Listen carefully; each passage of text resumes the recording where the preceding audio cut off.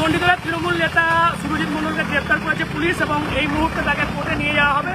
দেখতে পাচ্ছেন পুলিশের তোড়জোড় আমরা দেখতে পাচ্ছি চণ্ডীতলা থানার বাইরে। এখানে যেমন দুজন ভ্যান রাখা হয়েছে, বেশ কিছু আসামি তাদেরকে এই মুহূর্তে মেডিকেল করতে নিয়ে যাওয়া হচ্ছে। তবে এখনো পর্যন্ত কিন্তু সুরজিৎ মণ্ডল তাকে বের করা হয়নি, আর কিছুক্ষণের মধ্যেই তাকে বের করা হবে থানার বাইরে। দেখতে পাচ্ছেন যেমনটা অভিযোগ রয়েছে সুরজিৎ মণ্ডলের বিরুদ্ধে, এক ব্যবসায়ীর কাছ থেকে তিনি লক্ষাধিক টাকা দাবি করেছিলেন এবং সেই কারণেই তার বিরুদ্ধে অভিযোগ হয় চণ্ডীতলা থানায় এবং সেই ব্যবসায়ীর অভিযোগের ভিত্তিতেই তাকে গ্রেপ্তার করা হয়েছে। গতকাল রাতেই চণ্ডীতলা থানার পুলিশ তাকে গ্রেপ্তার করেছে এবং গ্রেপ্তার করে আজকে তাকে শ্রীরামপুর কোর্টে তোলা হবে। দেখতে পাচ্ছেন সেই ছবি আপনাদেরকে দেখাচ্ছি সরাসরি এই মুহূর্তে চণ্ডীতলা থানা থেকে লাইভে রয়েছি।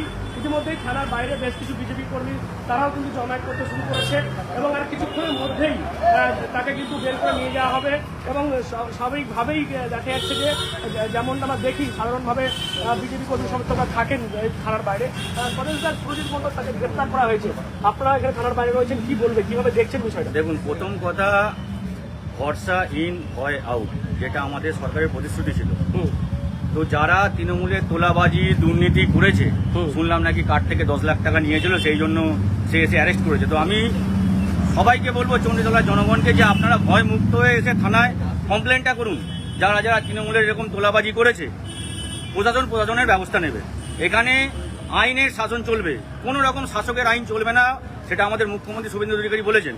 তো সেই জায়গা থেকে আমরা অত্যন্ত খুশি যে চণ্ডীতলা প্রশাসন একটা ক্রিমিনাল, বলতে গেলে ক্রিমিনাল, আপনি বেলেডাঙ্গা এলাকায় গিয়ে খবর নেবেন, বিভিন্ন ধরনের জমি, সরকারি খাস জমি, এমনকি দেবত্ব সম্পত্তি এরা লুট করে নিজেদের নামে, নিজের ভাইপোর নামে, নিজের ভাগ্নের নামে করে রেখে দিয়েছে।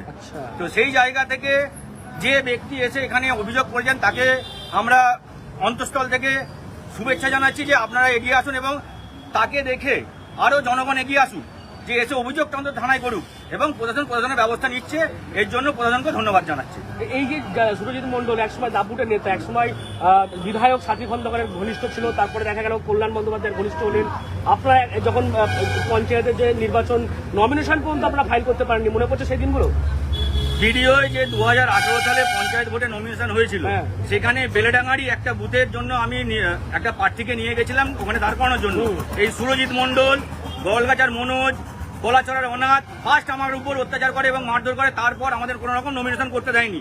সেই সময় প্রশাসন পুরোপুরি তৃণমূলের অঙ্গুলি হেলনে চলেছিল, আমাদেরকে কোনো রকম নমিনেশন করতে দেয়নি। কিন্তু আজ সরকার পরিবর্তন হয়েছে, প্রশাসন পরিবর্তন হয়েছে, প্রশাসনের মানসিকতা পরিবর্তন হয়েছে। ধন্যবাদ প্রশাসনকে এরকম ক্রিমিনাল, তোলাবাজ, দাঙ্গাবাজ গুন্ডাদের এভাবে অ্যারেস্ট করার জন্য, এবং যিনি এই অভিযোগ করেছেন তাকেও ধন্যবাদ জানাচ্ছি। আপনার এবং চণ্ডীতলার জনগণকে আপনাদের মাধ্যমে বলতে চাই, আপনারা এগিয়ে আসুন, এসে অভিযোগ করুন, প্রশাসনের ব্যবস্থা নেবে। একদমই। তো বুঝতেই পারছেন যারা বিজেপি কর্মীরা রয়েছেন এই মুহূর্তে থানার বাইরে, তারা দেখতে পাচ্ছেন জমায়েত করেছেন। দেখা যাচ্ছে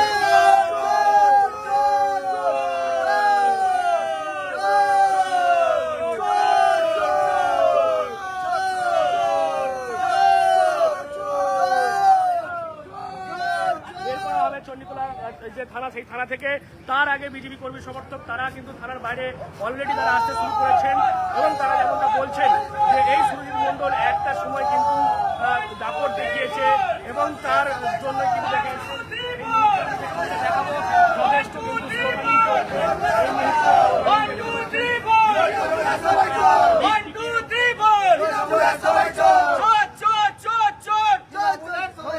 বুঝতে পারছেন। এভাবেই বিজেপি কর্মী সমর্থকরা দেখা যাচ্ছে থানার বাইরে রয়েছেন এবং আর কিছুক্ষণের মধ্যেই গ্রেপ্তার সুরজিৎ মণ্ডল তাকে কোর্টে পাঠানো হবে।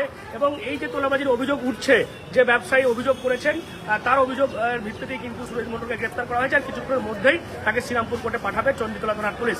আপনারা কি বলবেন এই বিষয় নিয়ে অবশ্যই কমেন্ট করুন, কমেন্ট বক্সে এরকম আরো খবর নজর রাখুন। ডিএনএন বাংলা, ডিএনএন বাংলা সবার মনে সবার ফোন।